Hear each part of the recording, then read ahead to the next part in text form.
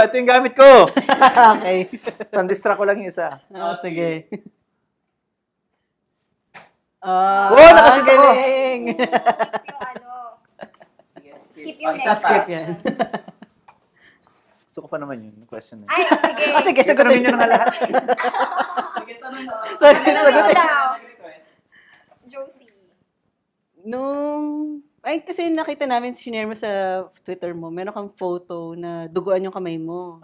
Dahil sa Ang dami yata naman. sa shooting. Puro sa mga Ano katawan ko, nangyari? puro duguan. Kwento mo sa amin. Sa shooting ba to ng Sa taping. Sa taping. Inamorata? Yes. Parang meron kaming hindi parang, totoong nangyari. Meron kaming fight scene. Of course, hindi naman natin makakontrol kung ano yung nasa paligid. Yung scene na yun, parang tumatakbo ko, tapos pinatid ako. Ayoko naman na parang pinatid ka, pero inarte mo pa rin yung laglag. So, hindi tinutuhanan. Parang tinutuhanan ko. Hindi ko nalaman na may bubog pala dun sa surrounding. So, yan, nahiwa yung hand. Pero okay na siya. Ay, magaling nga. Galing na. Galing. Ayan, mag-shoot ulit si Luis. Ayan! Ako magtatanong. Okay, for our 11th question, among your Kalayaan co-stars from 1 to 3, i-rank mo ang abs mo versus kay Zanjo Marudo and Ananda Everingham.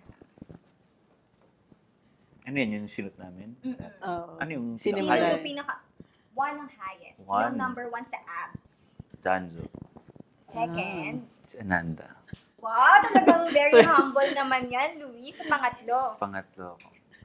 Paano? Grabe. Talaga totoo ba yan? Tama. Pwede ba yung ipakita ngayon kung merong Hindi. abs? 2 years ago pa yan. Iba na kayo. Pero is it true na you had a butt exposure for this movie? Or Yes. Kami ni Zanjo. It was our first time to do it, both of us, Zanjo and I, to do it sa isang movie. So, ganun. And all boys naman kami. And then, it was for yung eksena kasi. Kung napanood kasi nila yung Kalayaan, very interesting it makes you think yung sino kami ni Zanjo doon. Kasi parang, yung iba iniisip nila na bagong soldier kami doon. Yung iba iniisip nila na we're just product of Ananda's imagination. So, ayun, nasa context naman ng show. Medyo, Kinabahan ka ba? yung island na yun, surprisingly kasi, walang katao-tao. It was, hindi sa wala katao, wala siyang... Isolated. Wala siya talagang electricity. As in, wala. It's Virgin Island talaga na pinag-shootingan namin. saan province? Palawan. Pero kinabahan ka ba nung ginawa niya yung scene yan? Medyo... Pero alam naman namin yung camera na nasa likod eh. Hindi lang naman namin kung may mga nakasilip dun sa mga...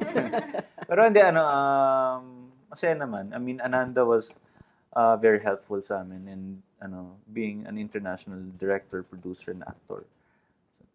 Tapos gagawin niya yun. So parang, di ba? Parang okay. Sige. Kung gusto mong gawin namin lahat. Will you do it again, if ever? Yung maging super daring for a film or teleserye? Sa teleserye, super daring ganun. Papayagan na ba yan? Sa film na lang. Sa film, open ka ba? Sa film, well, I think it depends on the story. Pero, yun nga, as an actor, when you immerse into a character, you become not yourself. So, pag nandun ka na sa stage na gano'n, mas easier na to do yung mga ganong klaseng Kasi, hindi ko naman gagawin yun as me. Gagawin ko yun as the character who I'm portraying with.